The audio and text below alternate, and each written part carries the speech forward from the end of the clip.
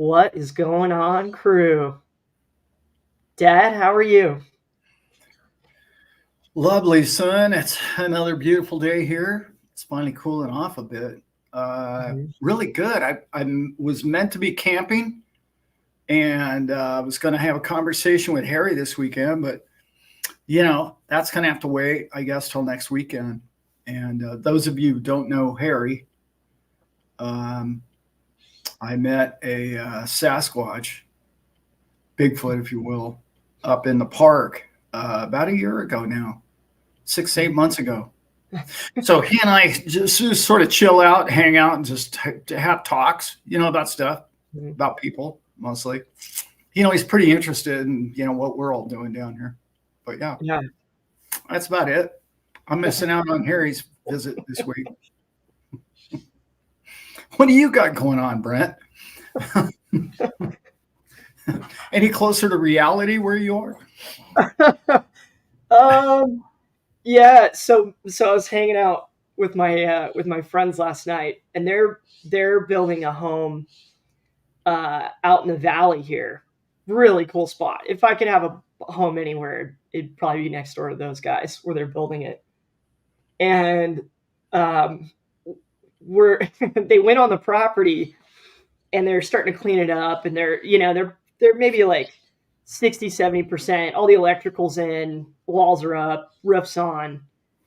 Oh, But now you're starting to look at the environment, and they they're telling me, they're like, Brent, the ground is literally crawling with squirrels, crawling.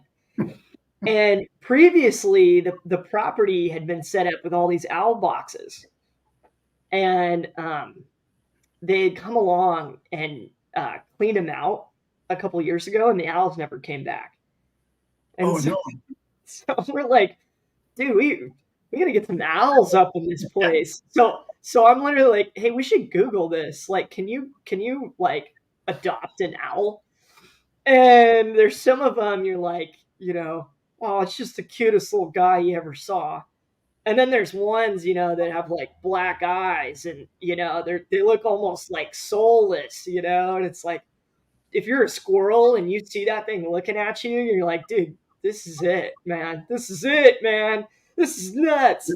And so, Yeah. and so we're all like, yeah, we need like a fleet of those. His name was Orion. Orion looked, Oh, he looked Ryan. like he looked like he'd tear some squirrel up, you know. Yeah. So we're They need so one of our we're not puppies. closer to reality over here, Dad. Yeah, We're that is. we're Yeah. trying to put ourselves back into nature as Yeah. we speak. Yeah, that's a good thing. Yeah, you need a couple owls around. They really they call the squirrels. Yeah. But anyway, we don't Anyway, want to upset anybody in the chat about squirrels dying. no, No, let's not do it. no, no. Those are Harry's friends. Right. What do you got in there, Brent? What do Liam, you win, first of all win this Lambo, win Lambo, win everybody. Lambo. I Damn heard it. my I heard my father say this one on a solo this week.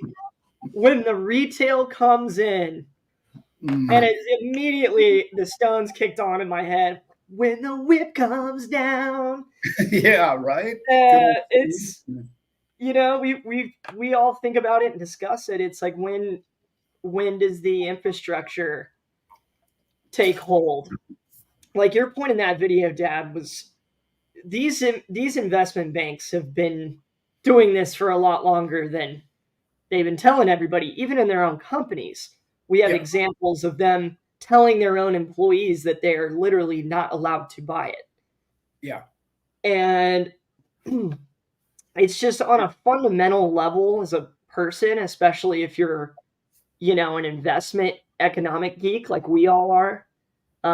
It just feels wrong to to me to not share the truth and the plans up front, to where you can create strong communities and you can create bottom up. Even like, to me, that would just make sense. It's like, okay, I'm going to start a business. I'm going to start a giant superstore tomorrow, and I want to franchise it. And I want chains, and I Right. would want to let people know what we're doing and incentivize them.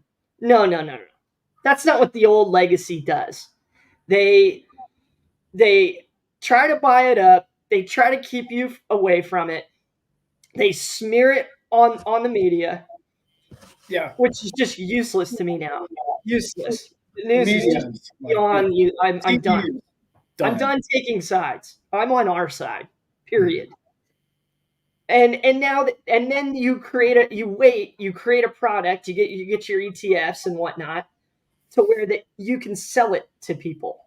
That they're your customer, and then the advantages of blockchain and crypto ownership, as far as like things like price and Lambos go, starts to Yeah. go out the window. And so and then there's all this talk of tax. What's your take on that, Dad? Because you were rolling on it in that video. Yeah. It's that's how Wall Street, that's how big banking, that's how media rolls, right? They whenever they want to sell something, okay, you're the bag, right? You get caught holding the bag. That's their whole plan. There's no other reason for Bloomberg to get on there and talk about a crypto or a stock or a company, other than to either pump the stock, or somebody at Bloomberg or somebody at wherever, okay, will call up. I can even give you, for instance, about this, but like they'll call up and they'll say, hey, we want to unload a bunch of this stock. So to the Bloomberg executives, that means we need to pump the stock. Why? Because they need somebody to buy it. This company, whatever it is, ABC company, wants to sell a bunch of their stock. How they do that is they get the retail to buy it, right? So retail commentator gets on there, Mr. Bloomberg guy, or whatever that loser's name is. I forget his name. The one that's always wrong. That's why he's always wrong, right? It's because they're going, hey, we got to unload about 100,000 of these shares, man. They're sticking us up. We need to get out of this before the end of the quarter. Can you please dump on this? And it's just like, that's what they do. But they don't tell you to dump it or sell it. They tell you the exact opposite, which is to buy it. Goldman Sachs got in big trouble. If you guys, this is way back when. Goldman Sachs actually got caught. Well, they got caught in that whole Bitcoin thing too. That was like 2019, 18, 19. They got caught in that deal, which was Jamie Dimon saying, I would fire the employee that I found out that was purchasing or buying Bitcoin. That was the specific thing I was thinking of on that point. Mm-hmm. And so a bunch of people did a bunch of research, and they were the parent company, Jamie Dimon's company, right? Was the parent company of another company that was purchasing the following day in Europe. Mm-hmm. Right. So what did he do? He said he was dumping or firing anybody that'd be touching that stuff. Well, that just dropped the price in the media, right? And the next thing you know, they were buying. They got caught. Okay, they got caught on a lot of things, but the biggest thing they never got caught for was all the stuff they were dumping with Bernie Madoff.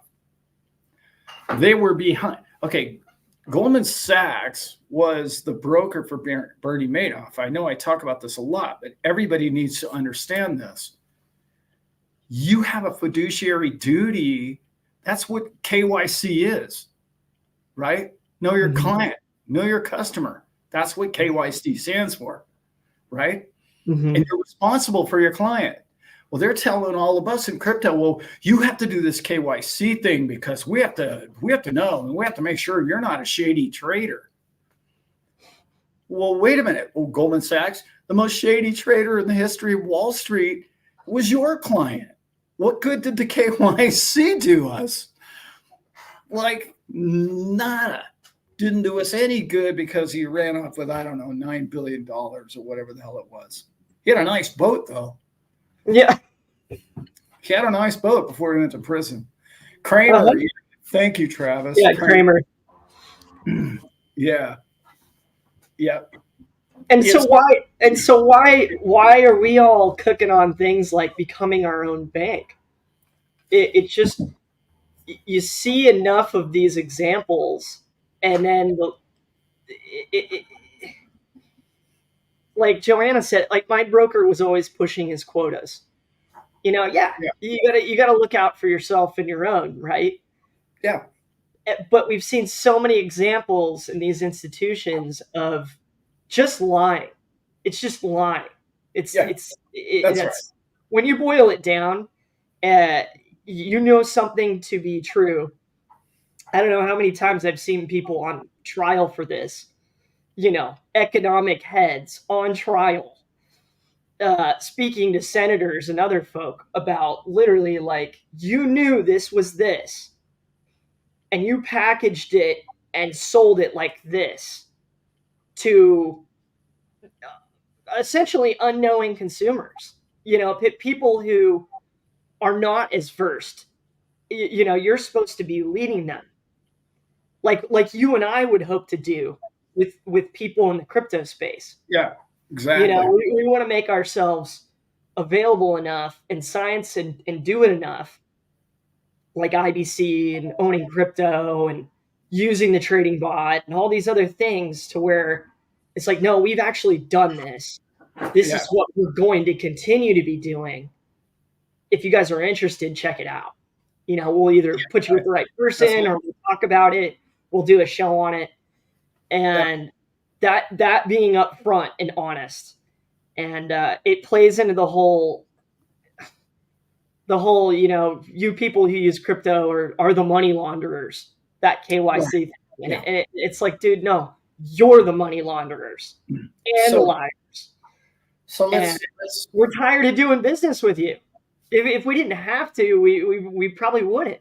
And we're yeah, getting to a point now in all of this, in all the conversations I have with you and Simon and Sean and Cody, to where it's like, this thing is getting so advanced. Just the perfect circle, sphere, wheel, engine that Ripple and XRP is becoming.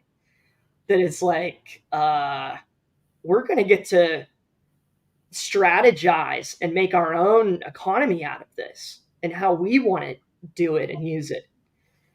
And that, to me, Dad, is the smartest thing now. It's like, yeah, okay, we all hope the price kicks and we can kind of have that freedom and do what we want. But when we get to that point, are we strategizing, and are we having the other systems kind of in place for ourselves, to where we maximize on it, and it's advantageous for us and our brothers and sisters to do this thing too. this, I this feel is like we're there. I mean, we're not there, but yeah. we're on that path together to get that done. We're this is, I mean, I kind of harp on this a lot. This is the thing that bothers me about what's going on in crypto right now. And there's a lot of people taking sides, and I don't just mean coins. I mean, I want regulations, and we need laws, and we need to get all these people in there. And every time, and then I even hear my buddy Brad, I mean, saying every show, he says, oh yeah, well, that whole tether coin, that's just worthless, and hey, it's terrible. And I think to myself, dude, have you even looked into tether coin? Do you know anything about it?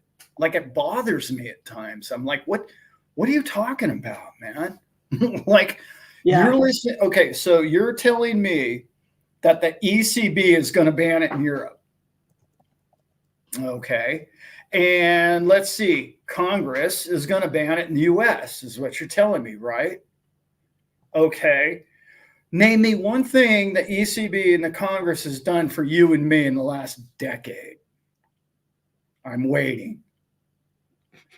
On your behalf, or in your favor. Printed out more bills that none of us can read through, more regulation that we probably don't need.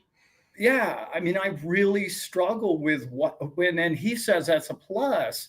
He's not the only one. A lot of people in XRP really are down on Tether, and I get it. They think that's why Bitcoin went to $70,000, and that's only because of Tether. And there's a lot of people that feel that way. I get it. Okay, but the most secure accounting company in all of the U.S. came out just in Nashville, CEO of the company, and said, we audit this quarterly. They have every penny they ever said they had. And yet nobody wants to listen to that. They're like, oh, well, government regulation needs to come in there and just wax those Tether people because we're going to go with, Circle Company, who's owned by BlackRock, by the way, who is USDC. Hello? Like, what are you telling me? So the man of the system, the same one that arrested Mr. Binance and threw him in jail and fined him $4 billion is the good guys? Like, those are the good guys. And you're like, wait a minute, dude, have you thought this through? It's like, we have to decide, do we want to work in the system? Or do we want a way to work in the system if we have to, and a way to work out of the system? Which is really why I preach owning both Bitcoin and XRP, because one of them is going to be in the system and one of them is not. And you can guess which one I believe is which, but and many other coins. And this is the other thing that I'm really struggling with people right now, because they've gone down this road of regulation and whatnot. I listened to a show this morning and it had one of my favorite guests on there. And for 30 minutes, all they did was talk negatively about crypto and how it's going to enslave the man and the system. You're going to be enslaved in it. Well, let me remind everybody, you're already enslaved. Like, the only thing that can help you, in my opinion, the biggest enemy to tyranny is crypto. I don't know which one. And I don't know, again, when the ECB starts telling you, oh, you need to go with these guys because those guys are crooks. I'm like, wait a minute. I know you're crooks. And you're telling me the other guys are the crooks? Like, wait a minute. I'm struggling with that. So I have to talk about this because it's on my mind right now. Yeah. Okay. That really bothered me, that interview this morning. And I'm not going to throw the channel into the bus. I just don't operate like that. But here's the thing. Let me ask you this. They say, oh, it's all rigged and the whole thing and the digital world, and they're going to enslave you with this whole thing. I keep asking myself this one question. Why would they change the system you're already enslaved in? Number one. Okay. Number two, right? If you're going to digital to enslave everybody, or crypto to enslave everybody, why would you give them the ultimate most freedom that's ever been given to a human being, which is a 12-word seed? Why would you do that? Somebody could just take all their little money in their little head anywhere on the planet they want to go. So if that's enslavement, you tell me how. And I know there's a bunch of conspiracy out there about that coin and this coin, and they're going to enslave us through this whole thing. But ask yourself, why would they do that? Seed phrase? I can't think of anything more freedom-minded than that. There's no system more freedom than that. The concept of it is so freeing that I still can't believe it exists legally. Yeah, blockchain is awesome. Oh, it's incredible. It's incredible. So I just, I hear a lot of people tell, doomsday this and doomsday that and regulation. We need regulation. And I'm like, I get it. You're really tired of being poor and you really want the market to go up.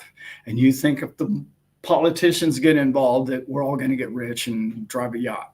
Okay. I mean, I get it. I do. Don't get me wrong. Yeah.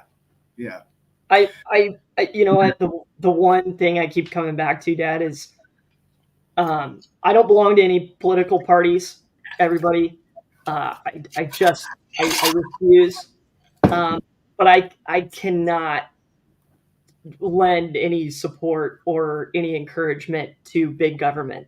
I can't, because all the examples to me historically were when people really thrived. It was the people running the show amongst each other.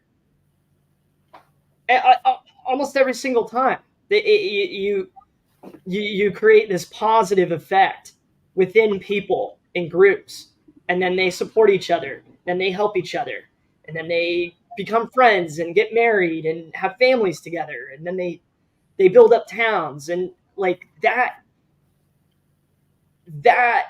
to me is real economy. That's And right. so Yeah. when you and we all hear it because we all talk about crypto with people, or people ask us about it now because we're into it, and the same line. I said this last week. I just don't trust it. I just don't trust it. And you said it this week, Dad. It was like those people just haven't taken the 5 minutes aside to No. understand that the principles of blockchain and making a trustless system. Right. And to your point, Dad, it feels like, to me, I don't know why, but I've always just leaned on this side. You've heard me say it 20 times. I think you know, there was obviously some plan and control in the releasing of blockchain into the wild, so humanity can check it out and use it. And that to me is keeping all these people keeping their heads out of the news. I just I think there's just this coming point in time without it Yeah. where inflation just doesn't make sense to everybody anymore. The quote unquote first world countries, the majority of their people are impoverished and feel enslaved. And Hmm. to even say that out loud as like an American is crazy. Yeah. It's crazy. And so you needed a new system. You needed something to be like, no, no, okay, look over here. And that's what government's good at. They're like, look over here, check Yeah. this out. And they weren't ready yet. Took what, 15, 16 years to get ready to have the companies like Ripple come up, and all these others that are like, okay, well, we'll build a bridge here and we'll work with you there, and we're going to create layer ones. Well, we're going to create layer twos. And once it's ready, and it's probably beyond ready, right? Like the point we're making about, these institutions were ready, their executives were buying crypto years ago. A lot Yeah. of it is probably ready. It's just when, at what are the dates? What are the release times? When do we end this SEC case? When do we flip that switch off? When do we Well, Liam asked that question. Do we think that they're going to appeal the 125 million? I don't think they will. I think they're lucky to get that, to be honest. And it's all extortion anyway. I mean, here's here's a point I really want to make that a lot of people haven't been following, but I really wish they would. The CME, right? And they had their own legal battles, right?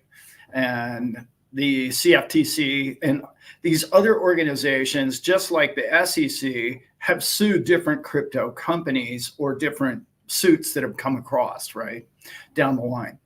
Well, isn't it interesting the way those organizations, when they get a lawsuit and there's a settlement, it goes to the people who lost money. When it goes to the SEC, nobody knows where the hell it goes. I mean, Dude, that is such a good I don't want point. to call a political party out, but I think it goes directly to the DNC. I just believe that right now. And until somebody can prove to me that I'm completely off my rocker, that's what it looks like to me. And this whole laundering of hundreds of billions of dollars in Ukraine, that's laundering money. They're not blowing all that stuff up. I mean, but it's really hard because you end up being so cynical about the world if you really believe in that. But I think the whole coming after crypto with the SEC and the lawmakers and keeping the doubt and fear and uncertainty, and all those people are drug dealers and money launderers. I think the entire thing was a rug pull on their part. They're like, hey, we need some cash. These guys, what do they got? They don't have any lawyers. They don't have, hey, let's just go after these chumps until we look bad doing it. And then we'll just act like, hey, we're cool now. Everything's good. We're the good guys now. We're going to let them do it. Mm-hmm. And that's really what it felt like to me. It didn't ever feel like it was ever protecting the little man. Yeah. It never really did. It wasn't. It felt like Veritasium all over again. Yeah. It felt like the Reggie story. And it's like. The Reggie story was brutal. The Reggie story was 5 times worse than what happened to XRP. And if you guys think that's an understatement or an overstatement, you should look it up. That man was railroaded. It's intense. But there was Joanna sent me a really cool document. We can maybe post it in the video. Joanna, she sent me something on, I believe it was legal counsel wrote it, and it was brilliant. I was like, wow. It's a bit of a long read, but I was like, man, that was so good. About he has options. He has a future, so he has the patents. So yeah. Get to the chat, Dad. So what do you everybody? Laura, Tomato Pete, glitching. We'll get to your question here, glitching. Doreen, we got the uncle in the house. Sean, Slave, love you guys. That isn't the one I wanted. Taylor fan. That isn't the one I wanted. Uncle had one that we talked about last week in here. Oh, this one. We talked about that last week, almost exactly. Only I used $18 at 70,000, I believe. Yeah. Why? The only thing is you'd have to buy Bitcoin with $100 bills. But that isn't that big a deal. It's pretty cheap when you start looking around at it. Mm-hmm. Yeah, we went over that last week.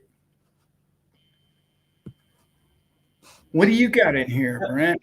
Cody, Peaky, OG, what's up, boys? Man, we got Paraguay, we got Costa Rica. We got New Zealand in the house.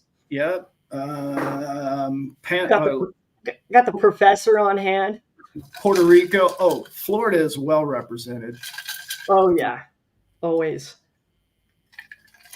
Speaking of, I better say it now because I'll probably say it again. Simon and I, this coming a week from today, a week from yesterday on today, we'll be in Panama Beach City, Florida. Yes. We'll be at the beach, actually, not in the city. It's kind of a dumpy little town, if I remember correctly. But the beach is like where all the boardwalk and the strip and the whole thing. We're going to have a condo on the beach. We're going to hang out just to talk to you. I don't have an agenda. I plan on eating some food and drinking some coffee. That's my whole game plan for the whole day. That's it. Maybe some water. I won't be drinking any beers, but everybody else probably will be. So I love when people party around me, and it's a lot of fun. So can't wait for that. If you're going to be anywhere near that area, please show up. And I know there's a bunch of people in the chat that are going to be there. The only one that's holding out on me that should be there, I know it's a long drive from where he lives, but is Sean. Oh, that's not the one I wanted to put up there. Sean lives in Florida, and he's bailing on us. I don't know what's up with that, brother, but whatever. I know it's a long way to drive. So that's next Saturday and Sunday. Sorry, guys, I'm scrolling through these, and it's clicking on. This is the one. Glitching asked us this twice, Dad. I refer to people like you and Sean, because I'm still trying to understand this very thing. What is the purpose of the Ledger Foundation? Okay, the way I've been told, or what do I really believe? what I've read about it, or what they're claiming, or what I think it really is? What do you believe? Because you've read it and gone about Yeah, understanding it. What do you believe? I think, okay, originally I thought, wow, this is really cool. And they're really covering all their bases. And it's a really smart idea. And I really think it's fantastic. And then I thought to myself, well, they're just trying to sell something. That's what it looked like to me. They're trying to go into communities or institutions with, look, and we have this whole thing documented, and we got your back, and we've got the, we have every stat, and it'll be covered, and we'll know where all your thing is, and all the ducks are in one row. And I like it, but it's almost, I'm really struggling with the Ripple company lately because everything they do now is mainstream. And it's so like, I get it. Don't get me wrong. I want them to be mainstream because that's going to bring a lot of wealth to everybody in this chat. Like literally everybody in this chat has Ripple or XRP. And I think it's going to be a boom for all of us. And I really do. I struggle because anytime you have nearly 1,000 employees and you've come from Silicon Valley and the top 5 guys all handed out 3 or 4 billion coins to each other, and then they're going to Davos every year, I'm like, they're not Boy Scouts. You know what I'm saying? So it's like, wait a minute. But I want everybody. They couldn't be Boy Scouts. Not to build this. Not to build this. Yeah. And that's the truth of it. But I don't know. How's that for an answer? I don't really know. And I've never been inside their board meetings, so I don't really know what's really in their heart, or, I hear what they say in public. So we'll leave it at that. I didn't answer the question very well, but it is a great idea for a open book of exactly what we own and what we have and what's on our ledger, and you can all see it, and it's a great thing in that sense. How about that for my politically correct answer? I don't even know if that's to Cody and OG, I'm behind on some of your content, but I completely agree. Something that I really love with different channels and watching different channels is when you mix it up, and that's a lot of who I am and what I like to do. We don't really do that because Dad's so good at his thing. But I love watching your channels every single time. So definitely check them out, guys. That's always true about Simon. I'm so happy that Simon was somebody that we were destined to meet and be doing business with, and we're so proud of you, dude. We're so proud of you pushing on this thing, and the shows that you and my dad are doing together are awesome. Everybody, please check out the IBC videos. Very cool stuff. Tuesday night, guys. Big one. I'm gonna put the finishing touches here today on Landon's video from XRP Vegas. The secret weapon himself will be on Dipito Crypto this Wednesday night. So one of our people here is who I love talking to. When I've gotten to talk to Landon, it feels like I'm kind of speaking to a mirror in a way, because we're both those kind of gentle souls. But man, his mind for investing, and he's Canadian, and so he's looking at different regions and parts of the world and keeping up on all of it. And he's somebody that's gone through coaching to get better at it, and has been an unbelievable supporter of our channel since I can remember. So check out our boy Landon, aka Northern Living, aka the Secret Weapon on Dipito Crypto this week, and they always do lives on Wednesday nights. And if you haven't got one of those, they're awesome. Yeah. They are awesome. We, Landon and I did an interview back in May, and it was good. If I remember correctly, it was really good. So you guys should check that out. That's coming out when, Brent? Probably tomorrow morning. Tomorrow or Tuesday. But trying to get it done and posted. Sounds good. Mm-hmm. We have many more coming, including one with Simon, mm-hmm. and a few with some people that are going to surprise you and amaze you. So you guys really need to check those out. We're also going to be filming some in Florida next weekend, probably. I know we are in Alabama for sure. We're going to, with that whole IBC thing, if you guys keep hearing us say IBC, it's infinite banking concept, or it's a way of banking for yourself that Simon and I go over every Tuesday night, and we answer all your questions before we hang up. And it's a live stream every Tuesday night for a couple of hours, and it is changing people's lives. I think we've already got 4 or 5 people that are already involved. So a couple of them already got, the ball rolling, and they're really excited. And I'm excited for them because it's life-changing knowledge. It's just knowledge is what we're sharing, guys. Yeah. To put it into a bite-sized Snickers, when I really got through the book and understood it, I just saw a retirement plan. I was like, okay, we can think about crypto, pumping us all up, and we have enough to trade and survive and make money on that. But that to me was like retirement plan.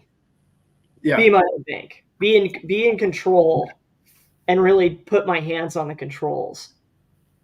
So I'm so glad you guys are teaching it. You two are the people to do it.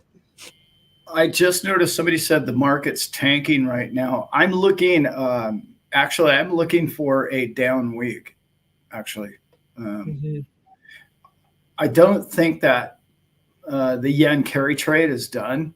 I think there's a whole lot of shakeout, because when you have a big earthquake like that, it usually hits the middleman, the little guy, the hardest. And we don't know who those players are yet.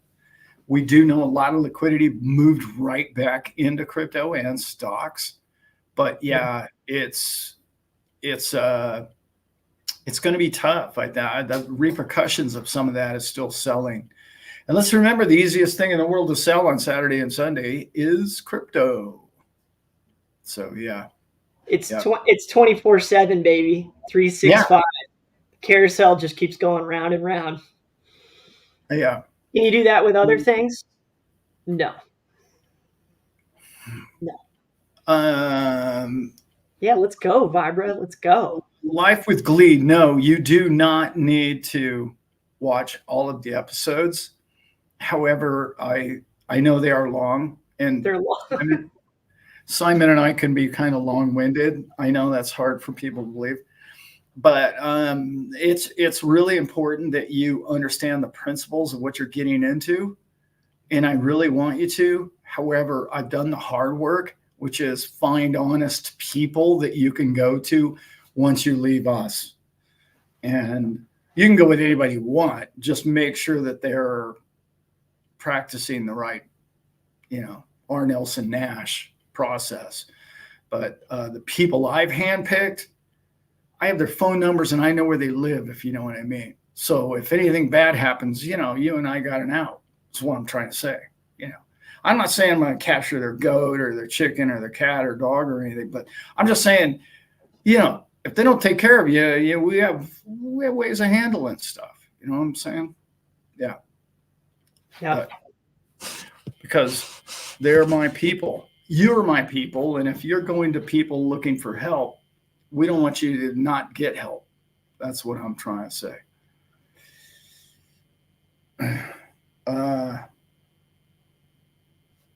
Yeah. Just retesting. Yeah. Yeah, it's resting. Well, I think there's a ton of liquidity going to come out of the stock market this next week, but I don't know. I'm wrong a lot, so I wouldn't go with that. But we're not there. We're not bottom yet of the repercussions of last Monday. Yeah. General Estall, you didn't miss much.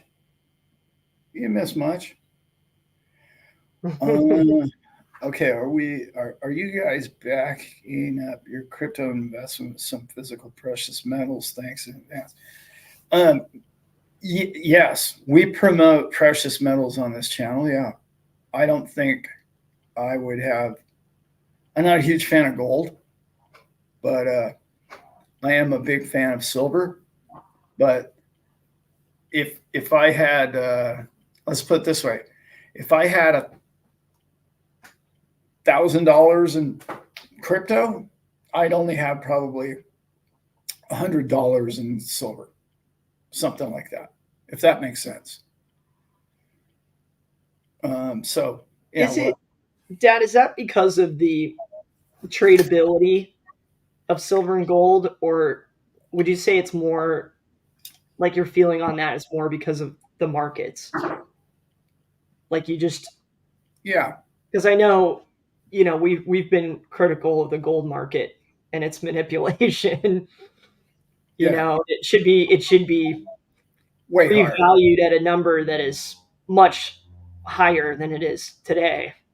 Yeah, Uh, there's there's little possibility that gold and silver aren't going to be worth something in your lifetime, Brent. That's not even likely. I mean, unless they could find a way to make it out of something, I don't even know what they could do. But so it's such a hedge against inflation. However, it doesn't go up like everybody. They've manipulated it for so many years since I've been investing in it, since 1980. By the way, I've been investing in that stuff.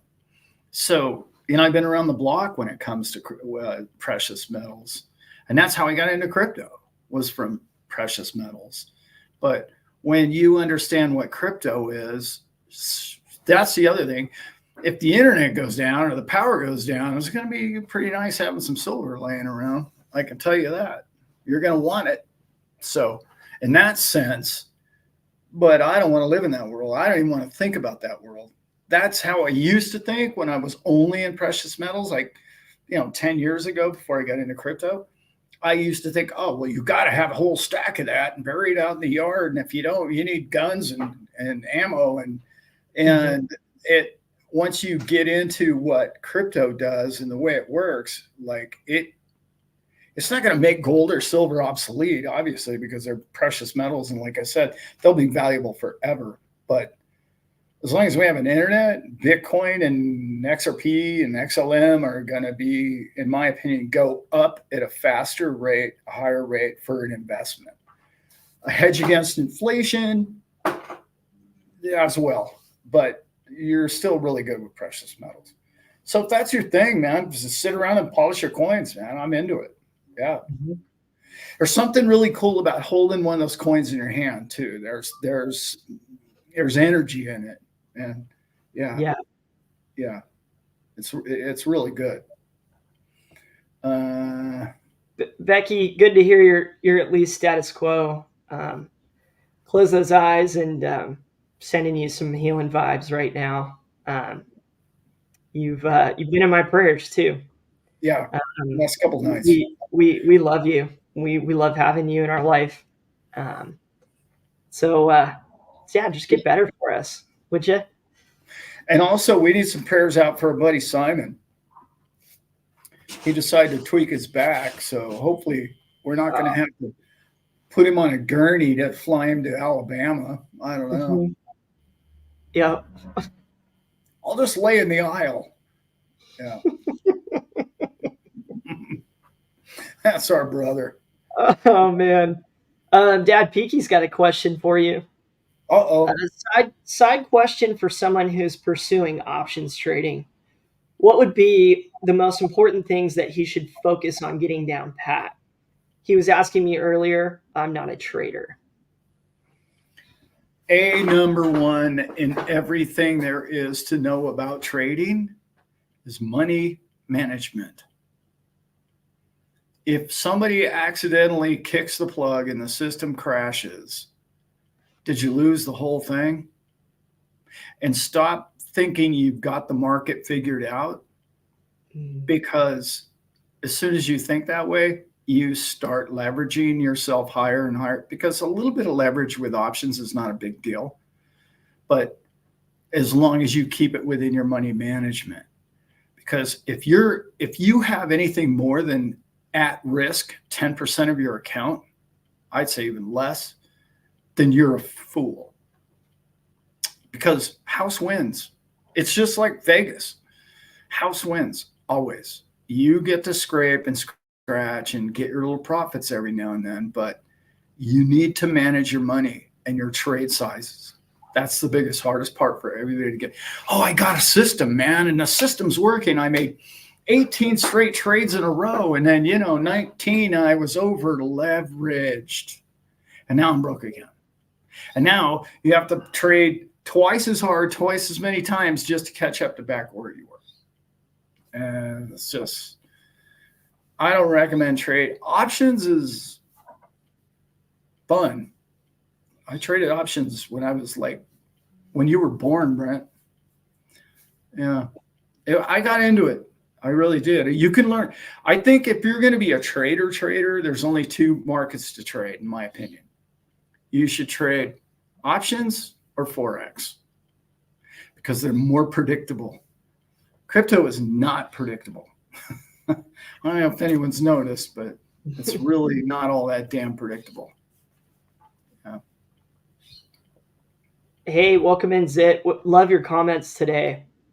I believe your XRP philosophy is to hold it as long as possible, right? That has become my philosophy.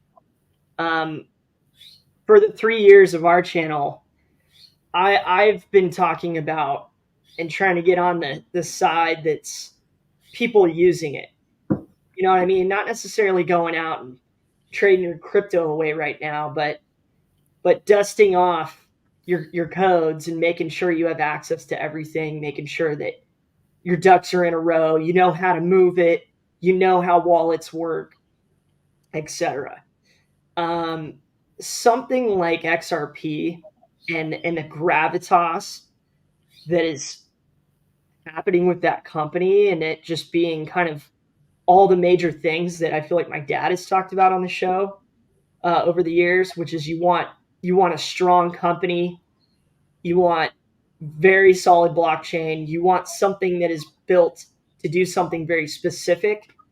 Sean and I were talking about this, like with XRP as the example. You've got something that is how did I put it? Like tradable or exchangeable efficiency. So if everybody across the world is going to be using this to trade with it, you want it to be secure, you want it to be really fast, you want it to never crash. And so when you have something like XRP, where now you've got stablecoin, they've done the escrow, you've got the automated money maker, so liquidity is going to flow into it. You're going to be able to make money from it. You're going to be able to live in your own economy in it, owning it. You're actually going to be able to leverage it. And I think the point that we talk on about like Bitcoin, Dad, is like, to us, it's kind of like it's reserve currency. It's going to sponge up liquidity. And is that really the network that you want to be, the whole world trading upon? In my opinion, no. That's why you have something like XRP. So to go out and just cash it out on the next run, to me now, I think a lot of us, because we're really heavy in it, heavily invested in it specifically, Mm-hmm.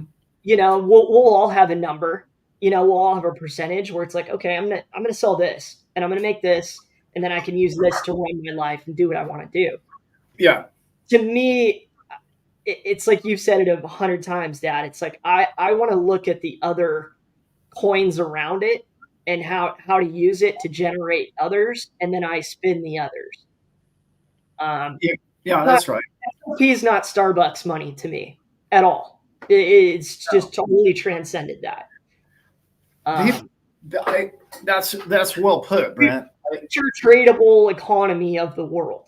Like, do you really Yeah. want to sell your train car or your train tracks? Like, No, no, you no. don't.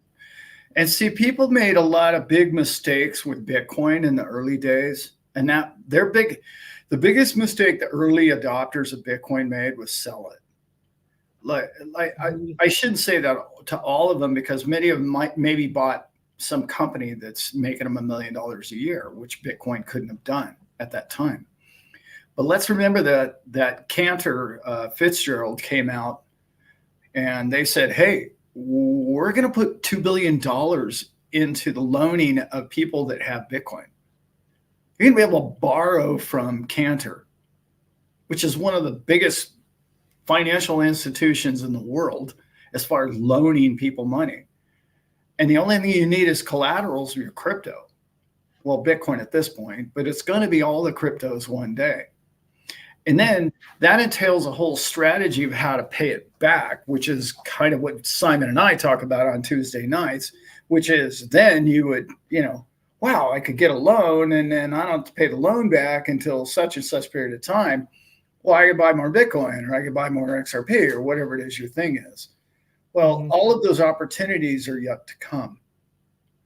Right. All of those opportunities are only hitting the marketplace now, because people that own sports franchise, like you were talking about railroads and things, all of these people use those tools now.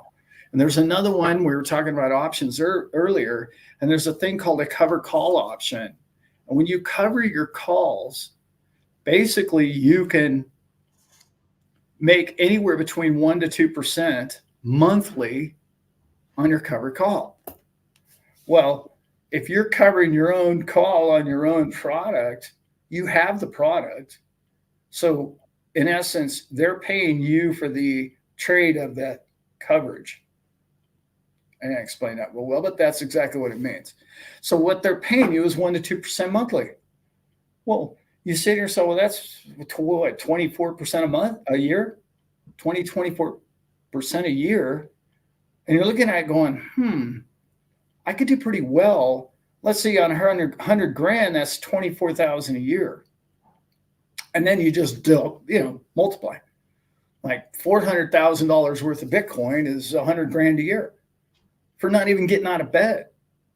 All of those opportunities are exactly what the wealthy know, what the wealthy already understand. And when I was talking about a couple of videos ago about when I was talking about Merrill Lynch and these people who've gotten into, well, we're going to sell these ETFs. Well, why? Because all the wealthy people they don't want to lose the wealthy people who are going, oh, that's how wallet works. Well, I'll just buy my own damn Bitcoin. I don't need no Merrill Lynch. And then I could just go over here to Cantor and I can make 24% a year. Like, they're in panic mode right now. You guys all think that the brokers and these brokerage houses are going, oh, well, we'll get around to it when we feel it. No, it's the day of January. I believe it's right around my birthday, January 14th or 13th. When that ETF went live, every brokerage house in the world wanted to go live and sell those immediately, because they know all of their clients are on the golf course going, hey man, how about this Bitcoin thing? And now all of a sudden an ETF and Wall Street's behind it. Looks like sound money to me. My broker, he hasn't even called me about this stuff. How come I have to go find out on my own? They've had to deal with that for 8 months now. And they're like, I'm chomping at the bit. Like, no, we want to sell this through the house now because I need to interrupt the phone call on the golf course. Otherwise, these millionaires are going to slip through my fingers. Their kids are going to teach them how to open a wallet, and they'll all lose those millions of dollars that I talked about last week, because the broker gets 1% a year of whatever his total asset value is of that guy's Bitcoin. which could be tens of millions of dollars for the rest of his life. And that's exactly why he's not going to ever let his clients sell the Bitcoin going forward. And this is what this answers the question in a long-about way.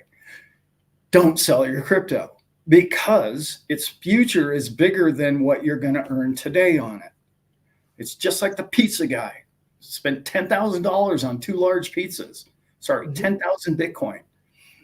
That proportionally is ridiculous at this point, but I mean, that is going to happen with XRP. It's going to happen with XLM. It's going to happen with these coins. And then you're going to look back and you're going to, wow, I sold it for a car. Yeah. Don't sell it all. Please don't sell it all. Yeah. So yes, I am a hold it more than a trader. Trading, here's the other problem with trading, guys.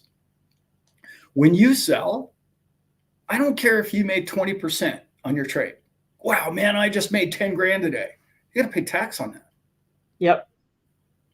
Every single one of those trades. What a pain in the neck. And that is at the higher rate because you didn't hold it for a year. You're trading. By the way, I have an answer coming for that too, because I'm hopefully, when we start doing well enough in this crypto space, that your guys are going to be able to afford some really good financial help, which are going to be able to pretty much make you tax exempt going forward in your lives. And it's not that pricey. Trust me, it might be the best 20 grand you ever spent in your whole life. Anyway, that's for another show. Mm-hmm. I will be studying that very thing today, Dad. Yeah. Did you watch that video I sent you? I just started it. That's today's project. Landon, that clean my house. This is my Sunday. Yeah, I'd put the cleaning off to last. Or you can listen to the video. Cleaning is definitely third place. It's Landon, that video, probably simultaneously. And then if the cleaning gets done, cool. Yeah. If not, there's always mañana. I'm going to list your mom and dad are going to be there in the next day or two. Or let's see. Yeah. You don't have anything to work in the morning. Mm-hmm. Well, yeah. Connie's in the house. Hey, Connie. Do I show the tax? Yes, you do. You have to at this point, but you won't going forward. That's what I'm saying. When we get a little more into this bull market, when people are in profit and they're like, "Oh my God, I just made 100 grand in this week. What do I do? It could go to 500 grand by the end of the next week. What do I do?" And then it's going to be, you need to cover yourself with taxes. And then, because not many people want to dole out 20 grand right now, because that's 40,000 XRP. I understand that. But when the ball starts rolling, you're not going to want to pay old Mr. Biden 38% of your money either. You're not going to want to do that if you can help it. Because even at 38% of 100 G's is more than what anyway, you can do the math on that. That's double what the being tax exempt would have costed you. Yeah, Laura, at what level of investment do you feel it's important to secure crypto investments in an LLC or trust? That's what I'll be studying today. Yes. We're diving into that because now, like kind of like on your point before, Dad, it's like having the vision. It's not really quite there yet, but it's going to be. It's going to be. And when we've hodled and we do want to be tax exempt, we need to have these tools to be able to use to protect it. Oh, yeah. And all of us understanding that and doing that research now is mission critical. And here's something that I don't want to stress this too much because I can get kind of wound up about it. But what a lot of people get, since I started this channel 3 years ago, it's like, oh, well, you work for the wealthy. No, they cheat. And yeah, They do. They cheat. That's what they do. They're cheaters. But the people that run our countries, all of them, created tax loops and laws for all of them, their buddies. So it's time you figured out what those are, because you're in the big game now. You could make a lot of cheese here in the next 5-10 years of your life. Mm-hmm. And you can just be like your grandpa or somebody else who just paid every dime he owed the rest of his life. And I'm not trying you should avoid tax. I'm saying you should do it completely legal with experts. But my point is, most people complain about taxes. They don't do anything about it. They just, oh yeah, well, I get around. Oh shoot, look at it, it's already February and I got to do my taxes again. It's like, well, yeah, what'd you do about it? Nothing. Oh, okay. So what are you complaining about? If you're not willing to take the steps to study the tools and figure out where you're going in life, then what are you complaining about?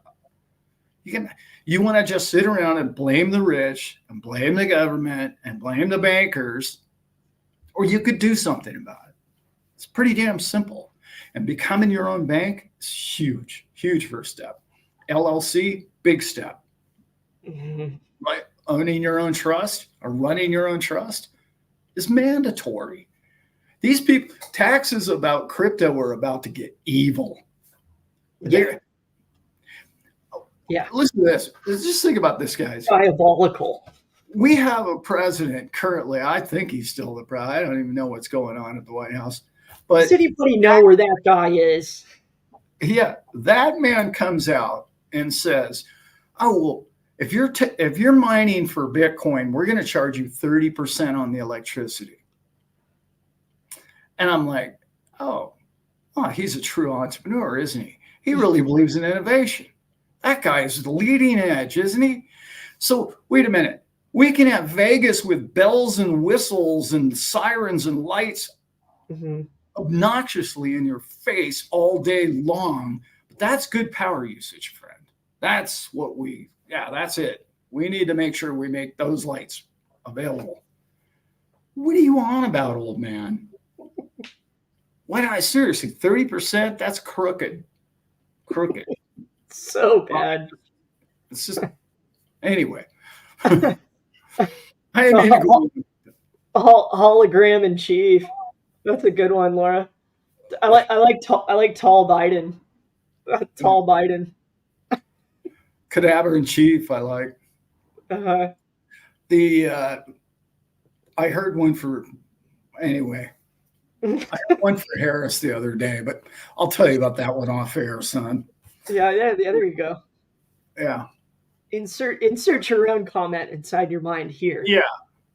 Just think of her name and then face. Okay. Come all over.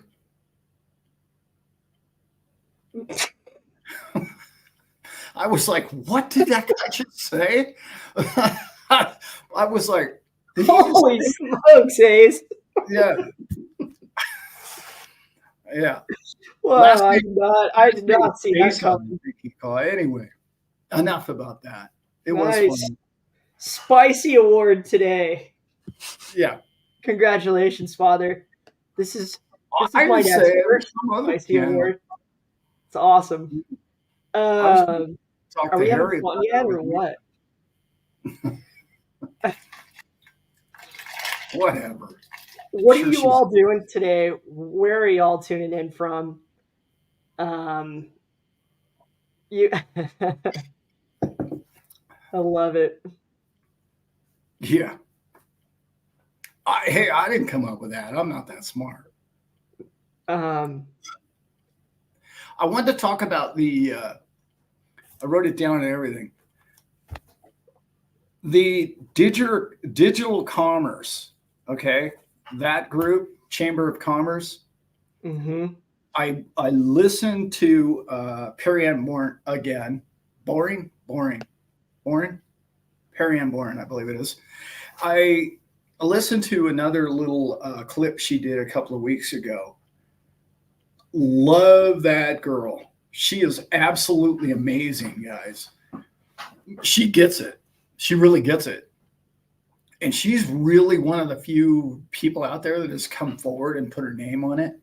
But really an amazing interview that she did. But what was the Joanna? Are you still in there? Oh, I did that video and we talked about Shannon. What was her last name again? Doggone it. The Wells Fargo girl. So anyway, she was amazing. You guys got to follow her Twitter feed. Joanna sent me like, I don't know, 8 or the last 10 posts she's had. Thorpe, that's it. Thanks, Peaky. Yeah. Yeah, Shannon Thorpe. Shannon Thorpe. You guys check her X channel out, guys. I'm sure most of you already have.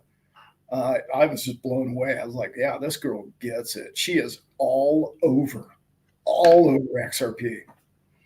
And she's one of the lead economists for Wells Fargo, which is what I was talking about my last video. I was like, Wells Fargo, the number one culprit of closing people's accounts because they were trying to buy crypto, is now buying crypto. Well, has been buying crypto. Yeah.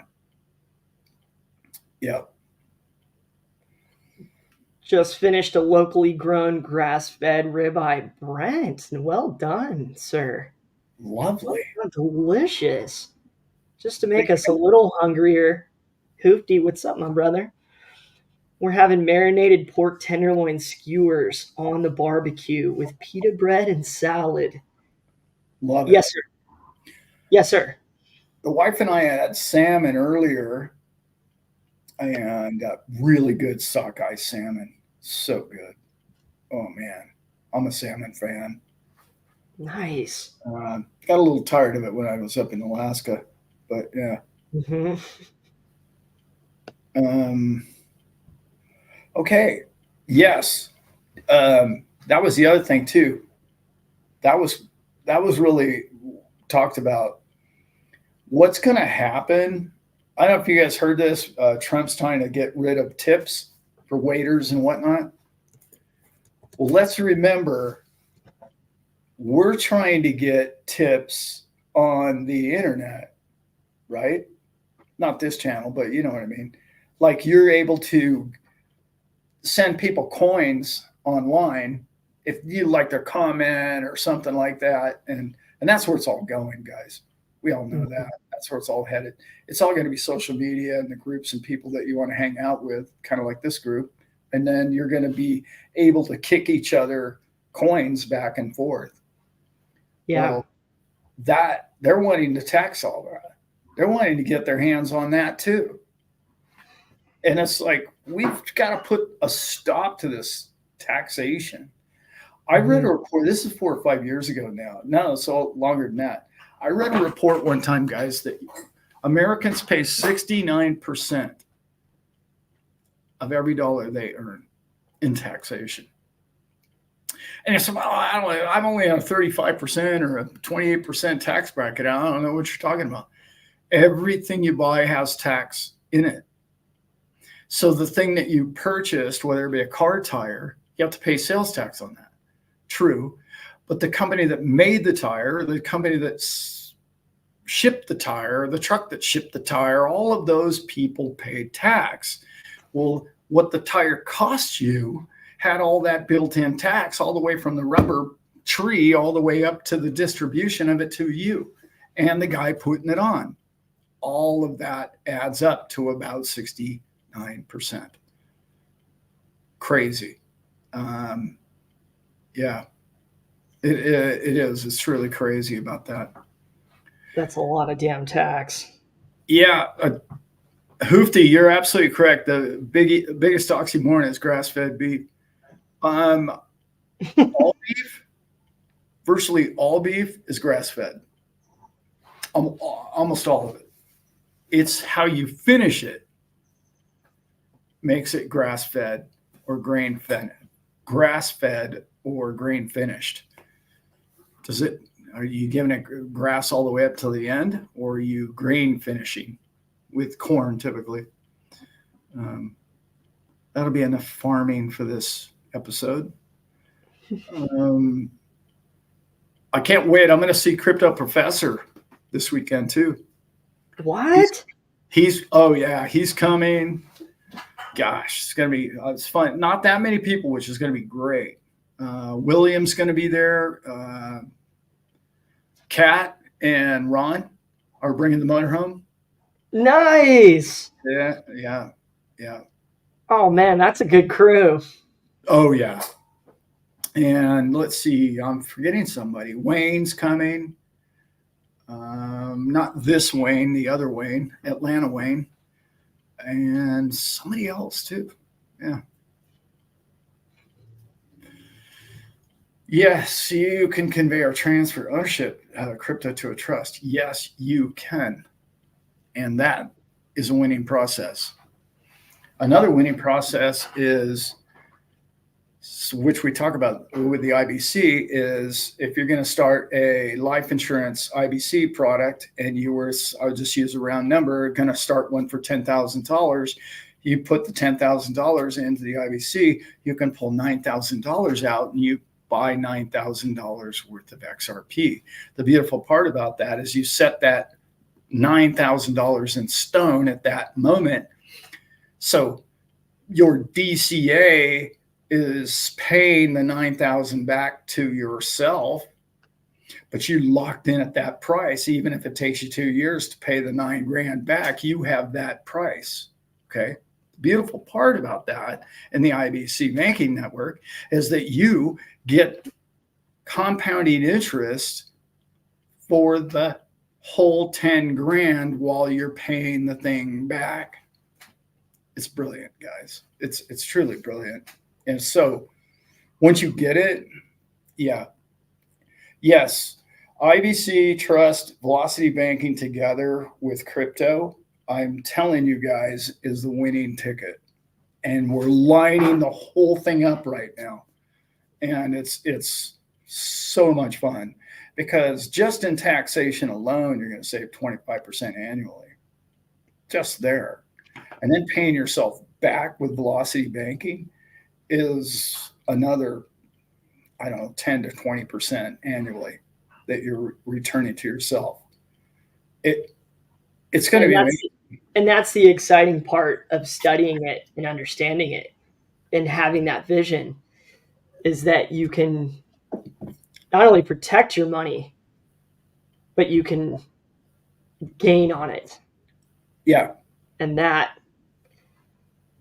I think that will be our job on here for many, many years to come, Dad.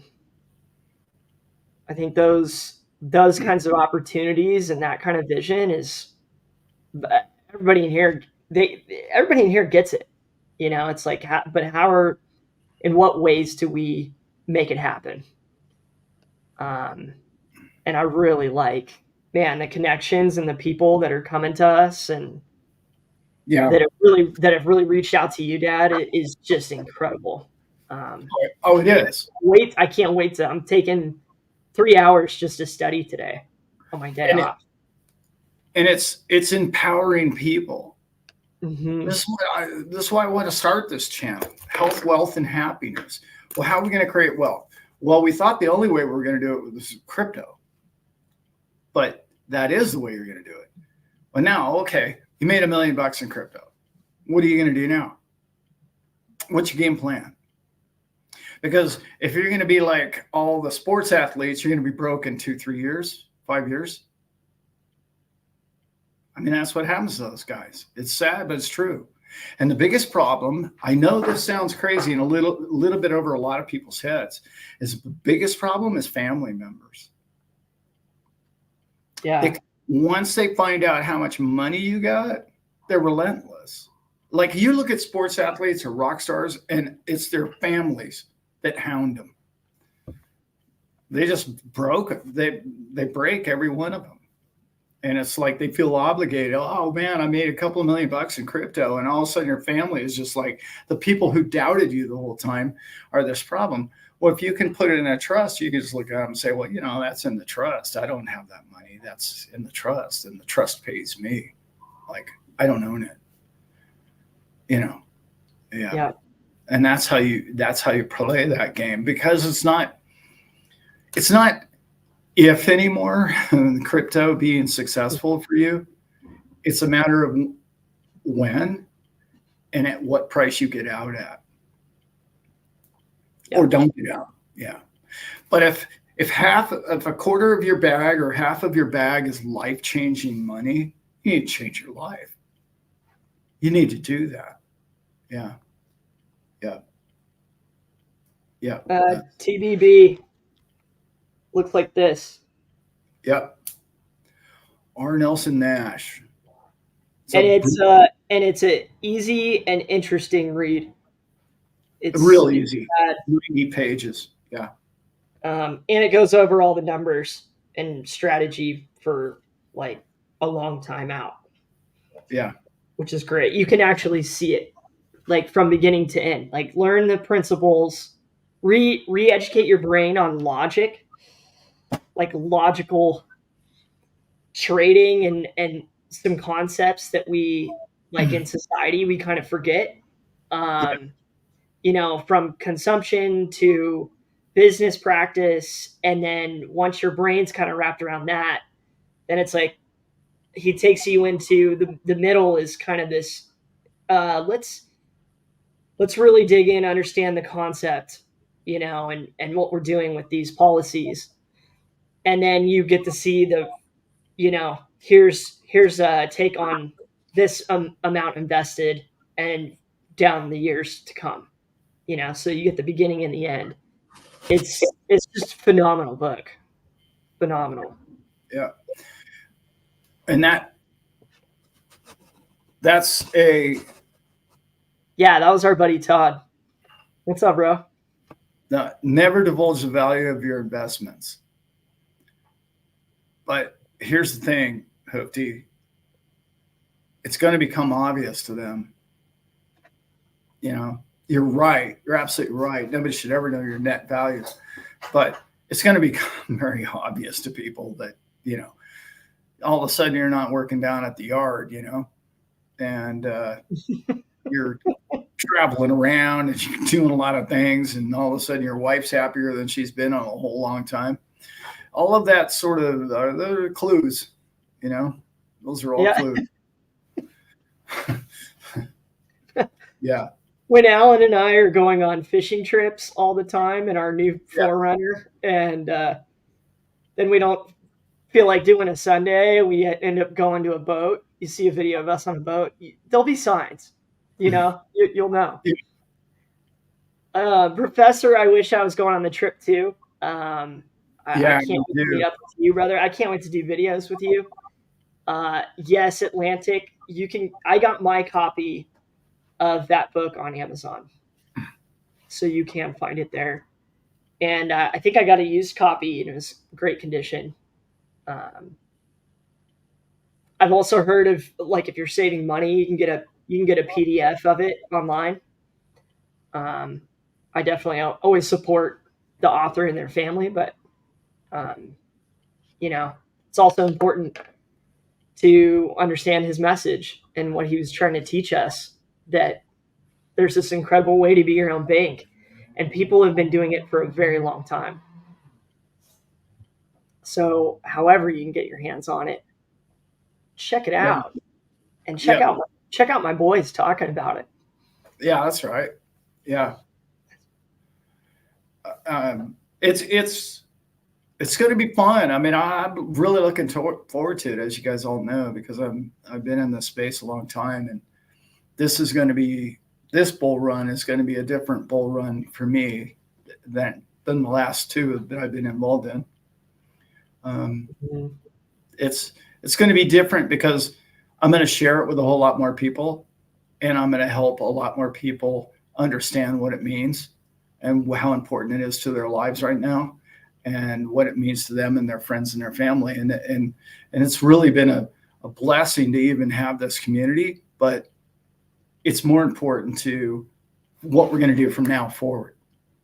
That's the most important thing, because retaining money and holding on to money, like the people that I work for are wealthier because trusts, and they have IBC banking type stuff, and they have things, they borrow money against their money, and they don't borrow from banks or systems that rob them of their interest, and it's all just knowledge. You learn crypto, you can learn this stuff. It's not hard. It's not hard at all. Trust me, if I figured it out, it can't be too tough. Yeah. And that's I want to talk about another thing too. If you if the custody of your crypto, right, is in a trust, well, think about the benefits of that, right? Because what is your tax form going to say? Do you own crypto? What's line 2 now in the damn form? Mm-hmm. You own crypto? No, Alan doesn't own crypto. Trust owns crypto. Not my boat, boss's boat. Yep. So no, I don't actually. So thanks for the question. Next. Next. I mean, like, this is big, guys. All of that is to come for all of you. And don't, you can run out and get any trust you want, but don't just run out and get a trust, because these people, they'll sell you anything and they won't do anything for you. So you've got to do the ton of homework that we've done and people that we've looked into. And I've been studying trust for many, many, many years. In fact, way back when, and then I got out of it. I don't even know why I lost track of the whole subject. But when I found a new person, I was like, okay, I'm going to vet this guy. I'm going to make sure that he's actually in my favor. And like I said earlier, if anybody that I recommend to him has a problem, I got his phone number, and the three of us will sit down and have a chat and figure out what went wrong, or well, wait a minute, maybe we need to get a lawyer and figure out what happened here. So anyway, I didn't want this show to all be about trust. Mm-hmm. I want it, yeah. But and you, like when you read things like the book, and when you learn about trust, which I'm so excited to dig into more, it's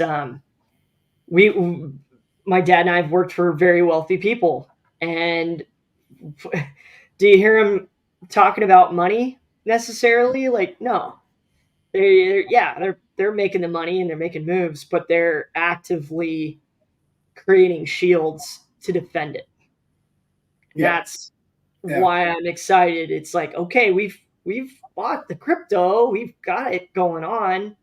How are we going to be able to collateralize on it? And how are we going to be able to defend it? And I agree with Professor too. Like, there are those things that are going to be they're just more important to you in life. Yeah. And if you need to sell some in the next run and accomplish those things, I've done that. And my life is so much better for it.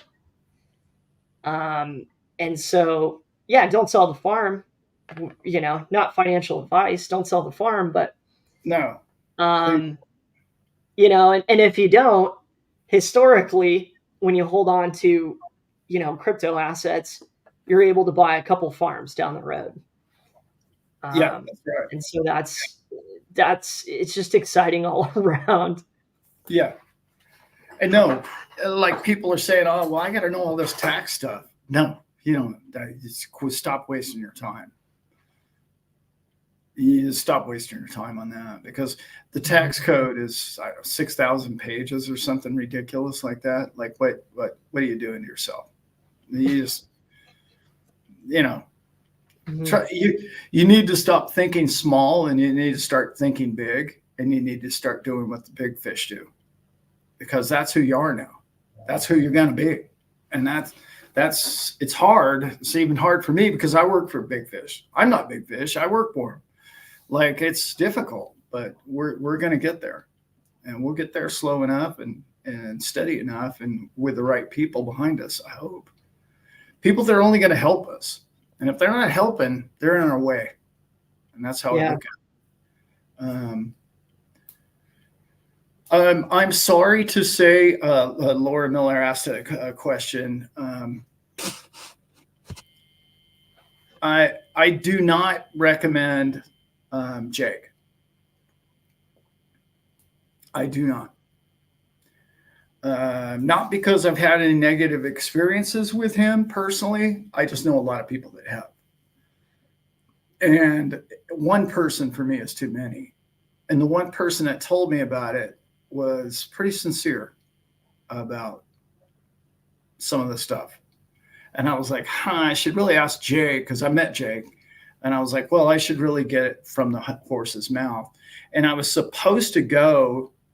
Jay, I was invited to a show he was doing in Texas, and I didn't go because I couldn't go. I wanted to go so bad. But he had a weekend. He was going to hang out with a bunch of people and do a seminar. And I wanted to go because I wanted to learn. That's back when I was trying to find somebody that I really like. And anyway, I don't recommend him.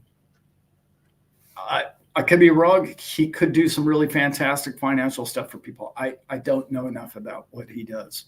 So, you know. Yeah, I think I'm going to go for a steak tonight too, guys. You got me all staked up. What's up? Or a burger. I'm going burger. No bun. Grass fed. Grass fed. Yeah. I don't know. I don't know that it'll be grass fed, but yeah, they're all grass fed. How far did Temple go? Hilltop. Hilltop. Let me pull up your original. I got no clue, man. Great accumulation point. I mean, it feels like now, right? Right now. Right now. Has there ever been a better time?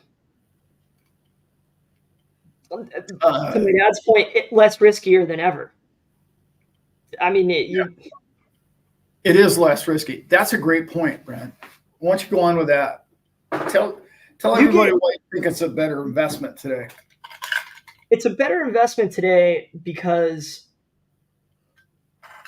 we're seeing the, you know, we're making the point on here just between all of us of, you know, the SEC case, you know, and how that's just like this, you know, slow down, stop sign, you know, hey, don't, we, you know, these people are under scrutiny here, you know, it to slow all of us down from it, right? And then you really dig into XRP and you look at exactly what it was designed to do, and you start doing enough research and seeing all these institutions all around the world are adopting it. And then you have news come out like we did this week with the yen, and you see how fragile the global economy can be. Yeah. It was one of the biggest stock drops here in our country. I don't even know when the last one was, that like during COVID, maybe 87. Like, so yeah, for Japan, it was the biggest drop in 37 years. Yeah. And what do you go on and what are you reading about and what are you looking at? It's like, man, they're like, we want to green light XRP next year. We want to be this is like done deal. And everything I come across, it's that. And so you have this company that has their hands on all these things, and this is like all I talk to Sean about is how the cream always rises to the top. So they're going to be able to get all the great coders. They're probably years and years ahead on things that they're still going to release, which I find that to be true about all these different blockchain companies. Totally agree. You know, we're always working on something, but we've got stuff. We just need to get everything ironed out, maybe right timing on some of it. Yeah. XRP to me is just, or Ripple is so far ahead of the game. Like, I don't know, like specific bullet points on why it's safer today, but I think we all know more about it. And to most of us, it's just a done deal. I tell people that it's already there. now. Right. People come up to me in my town and talk to me about XRP price. And I'm like, what are you talking about? What are you talking about? I need you looking at the value of what this thing is going to do in the world. When you release this animal completely into the wild, Yeah. like my dad said, when the only thing that's left is for the retail to come in, basically. I mean, RLUSD is out, AMM's out. This Yeah. thing, it's Yeah. there. It's sort of like watching a stock car race, right? And there's only 3 laps left. Well, you know it's going to be one of the top 10 cars. Mm-hmm. That's how I feel about crypto. They've all been racing for 15 years, 10 years at least. And the race is coming to the point where adoption is here. And it's like, okay, these top 10 cars are going to be in the final lap, and they're going to be, one of them's going to win, but I mean, they're all going to place or show, you know what I mean? They're all going to be in the top 3 or 4 or 5 investments. And that's how I look at it. It's just longevity creates more surety. You can be more assured. I want to mention something that John asked here. My friend, if somebody tries to sell you an IUL, run. That's my best advice. There's nothing wrong with IULs. It's not the strategy that I'm talking about. I'm talking about, if you want life insurance, get you IUL. If you want to use the money that's in your life insurance for prosperity and future your life and be able to borrow against it, IULs aren't the optimal. They aren't the best way to go. Okay. That whole thing is based on the Wall Street stock, by the way. It's exactly what it is. So it's got market risk, and I don't care for it. What I want is something secure money that's been paying dividends for 200 straight years, old school company, been there forever, and I can trust my money in it, and I can use my money the way I want to use it, which is becoming your own bank. That's why I don't go with IULs or term. Don't get me wrong. If you're looking for life insurance and you want to, hand the money to your kids or something when you pass, now that's a whole different conversation than what I'm talking about. Right. Yeah. So in short, no, I don't do IULs. I don't do any of them, but I don't recommend them. I am the wife. Yeah. This is a completely different way of thinking about life insurance. It is. When you get into IBC and you watch these videos with my dad and Simon, or you read the book, totally different take. Again, it's like I was saying, reprogramming your mind to think about how to use the contract. And the fund is created with these certain companies that do it. Yeah. And how you add to that fund, and then what comes back from the fund. Yeah. Yeah. Dr. Eric Pearl put that. Cody, Dr. Eric Pearl put this best. I eat my vegetables in the form of cow. That's how he put it. Which is classic. Yeah. Let's see. Yeah, guys, I thought of Dale Earnhardt too when my dad brought that up. He was amazing. Did you?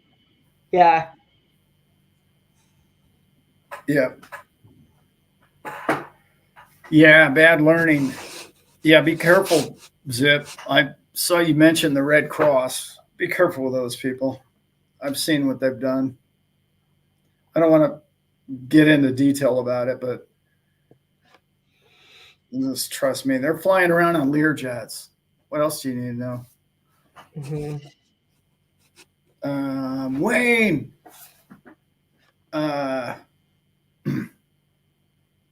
Good question. Okay, Wayne. We get this one a lot on Patreon. Yeah, but I didn't want to turn this in. Tuesday night is IBC, guys. Yeah. It really is.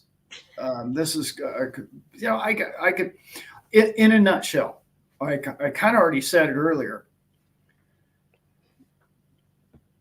If you, let's say you made 100 grand or something like that off your crypto, or you just had 100K laying around, or you sold a house or something like that, or whatever your number might be. You want to put 25,000 in this policy. You put 25,000 in the policy. Well, what can you do with the policy? Well, you can borrow 20 grand of it. To do what with it? Doesn't matter, because you're the bank. You can do anything you want with it. In fact, you don't even have to pay it back. Right? Think about that. You don't even have to, it's your money, right? So what are you going to do with it? Well, you can invest it. You can buy more crypto. You could buy gold or silver. You could buy property that gives you an income. You could build a car wash in your town that doesn't have one that gives you income monthly. And then you see my point. It's capital or cash. Let's also remember what's happening right now. Money's getting really, really tight, right? So what happens when money gets real tight? People give you a lot of money for short-term paper. In other words, you've got 40, 50K sitting in your life insurance account. Somebody says, oh man, my business is about to go under. I'll give you half the company if you can come up with 40 or 50K. It's just an example of what happens when people need capital. And you are now a bank. Remember, be your own bank. Now you're the bank. So whatever's in that thing is you, the bank. You set the terms. You go to your friend and say, okay, you got to pay me the 50 grand back, but I want, 15% a year, and I want the deed to the business. In case you don't pay me my money back, I get the company. That's just a couple of examples, real quick. Yeah. Robert's at the beach. Crypto AI likes to eat tasty animals. Teresa said Red Cross is a scam. I've also seen evidence of that. Yeah, Red Cross is not good people. They might be a little better than, no, I wouldn't even go there. I'm not going to say it. Any other I'm going to tell you. Anything else the crew wants to talk about today? Fire it off to us, and we'll shout it out there. Man, love you guys. This is Sundays, man. Sundays are by far my favorite day of the week now.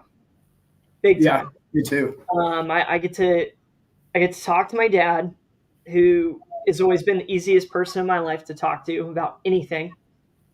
And we all together, this is your channel too, all of you. We get to, whatever it is, we get to talk about it. We get to care about each other. We get to help each other through this. And we want to be the wealthy ones. We want to be the ones, the people in this group, because I talk to you. Yeah. These people are the ones who want to not just do it for themselves, but they want to do it for themselves and they want to help others. And that is just, all of you inspire me. This is church for me right here. Good. And then after this, I go and see my best friends and my nieces and, just try to live life, live it out and live it beautifully and be a loving person. And that's all I want. That's all I want, man. If we all get all this kind of stuff right, I want to go hang out with y'all in Panama City, and go on fishing trips with the old man. Yeah. It's going to be beautiful. I want to make Patreon videos with Professor. That's right. That's what I want to do. I want to learn what variety of cricket or bird that is we're looking at when we're walking through the national parks together. That's where the professor comes in. Yeah. Nice. Zip, trust me, I won't be getting sunburned. Don't worry about it, brother. That ain't gonna happen. I live in one of the sunniest places on the planet, by the way. That's nobody. I've never seen. At one point, I went to visit my dad in Florida when he was deep in the yacht world. I've never seen someone with a more serious tan, like a baked in tan, like a red man. Like Yeah. he was the Indian out in front Yeah. of the cigar shop. You know, he's that guy. Yeah. You Well, yeah, I've you been in keep the your sun face my a whole gray life. glow down, Dad. It's like locked in. You like evolved. I'm actually only like 25. Yeah. That's how much I've been in the sun. Let's just let's just go with that. That's why my dad and I wear hats on the show. Is because like Yeah. our foreheads, they've just been nuked from like working outside and on Oh, boats and crap. It's like my yeah. That head's falling bald apart. spot. Just there's no way I can put that thing in the sun. No way. It's gonna be good. I can't wait, man. I it's been a long time since I've been to northern Florida because it's not really a yachting destination, but I went up the intercoastal a bunch of times, and I love all those little towns up there on the intercoastal. So it's gonna be fun, Yeah, man. I can't wait to see everybody. And there's so much. I love Florida. There's so much about Florida I miss, but yeah, Florida's not what I have, and what I have is different, completely different. Mountains and you know that kind of thing is totally different than what Florida does. But I miss Florida a lot. There's things about it for sure. Yeah. Um, we got a zip battle going on in here. Yeah, love it.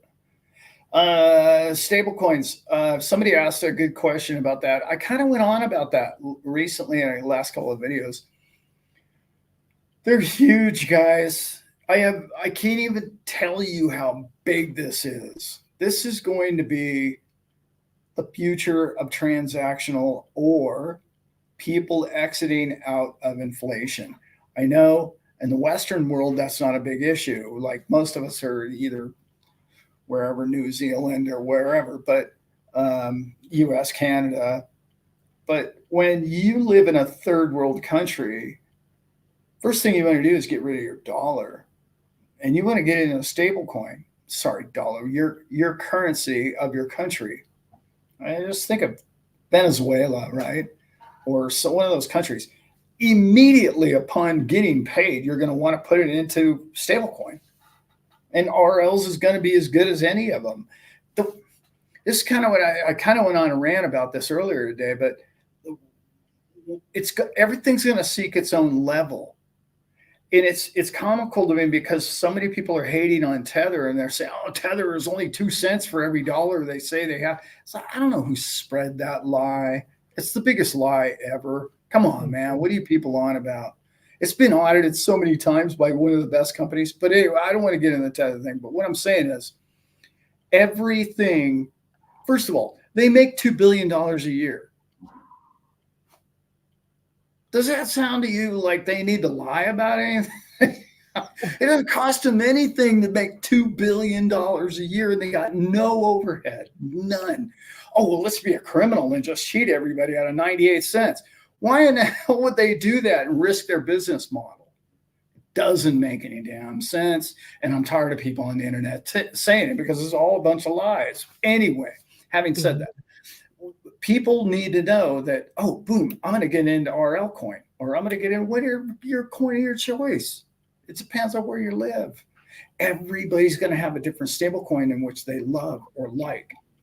Now, I went into why stablecoin is not going to be like XRP, but I'll go over it real quick again. XRP is an asset. XRP is not a stablecoin. We know that, right? Thanks, Alan, for clearing that all up for us. The difference is inflation gets created by currencies. We're going to use the US dollar. So they create more of these dollars. Well, the stable coin can't go to $1.05 or $1.10 or $1.50. Or in inflationary times, when they print more, its value would go to 90 cents and then 80 cents and 70 cents, right? because they printed more of them.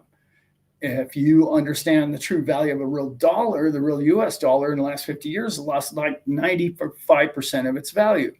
Well, that would put the RL coin at 5 cents, not 100 cents. You don't want that.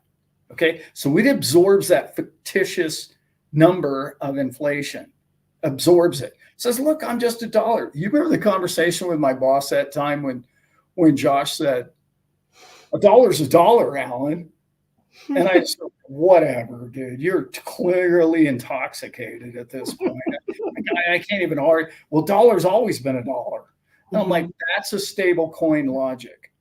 Those are stable coin people, right? Yeah. The asset of XRP is going to absorb all that inflation and number go up. It's the sponge. Bitcoin, the sponge. All of those digits are going to say, well, this is a scarce object, which makes the number go up. The stablecoin number would go down by more printing, where this one will go up. They oppose each other. And everybody got it all wrong. And they thought, oh, well, why would you need RL USD if you've got XRP? Like I just explained it to you. One goes in one direction, the other goes the other. Right. In a nutshell. Glad you made that point. Yeah. Yeah.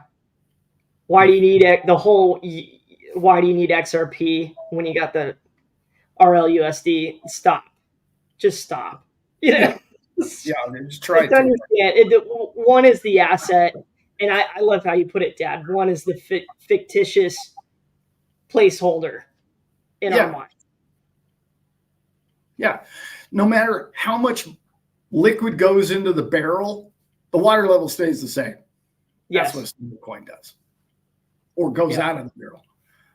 It's fictitious. It's not anything accurate whatsoever. It just stays even, level. Mm-hmm.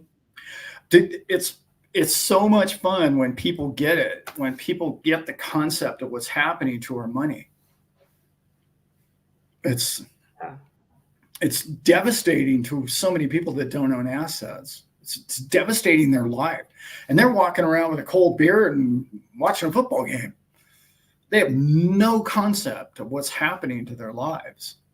Of course, I used to walk around with a cold beer and watch football games even when I knew it was happening. But those were the old days. But it's very difficult for people who are caught up in the race to listen to what you have to say, because unfortunately, most of us have sold them the wrong message. And the message that you and I have sold them is that the government is creepy and evil and all this stuff, which is, if the shoe fits, wear it. But the amount of people that don't want to hear that, you've set them off already.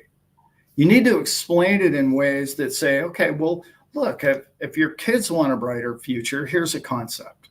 Here's a way to do that. Yeah.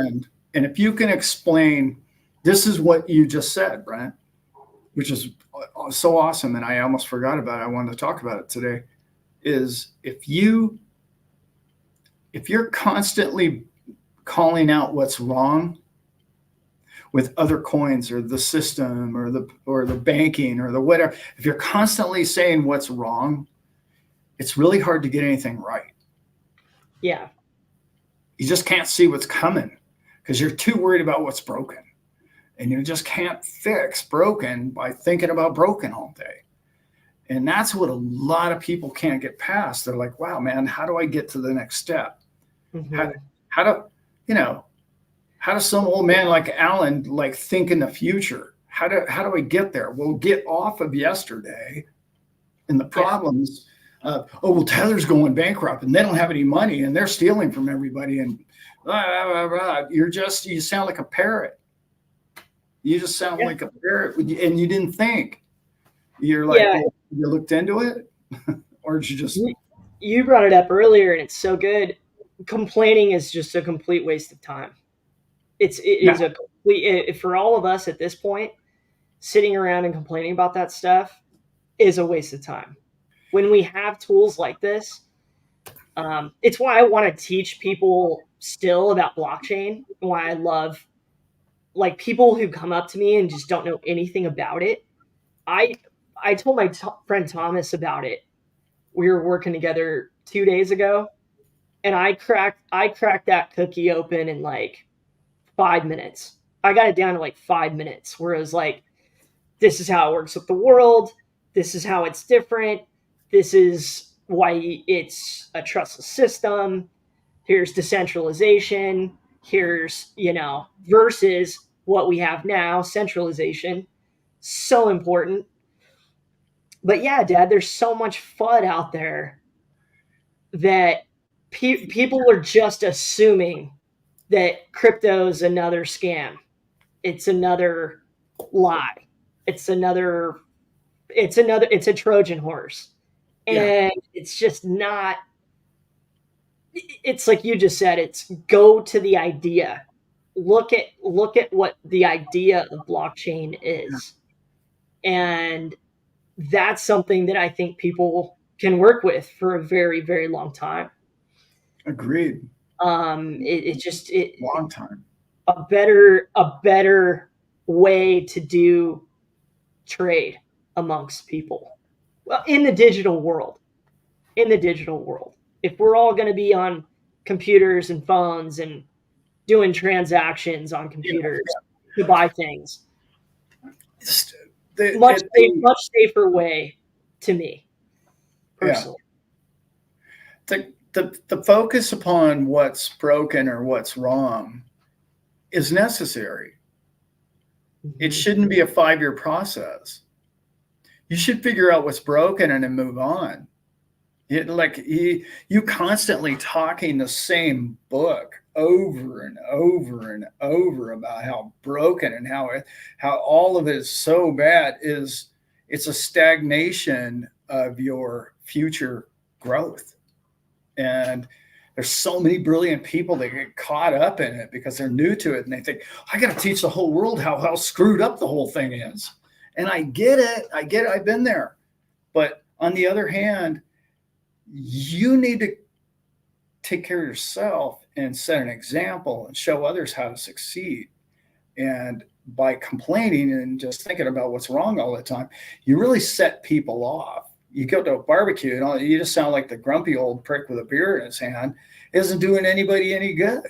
You're Nope. the sourpuss who walked into the room that's like, how come all these crypto people are all pissed off about everything? It's like that's what we come across like. It's not it's not forwarding the advancement of mankind's technology and the understanding of it.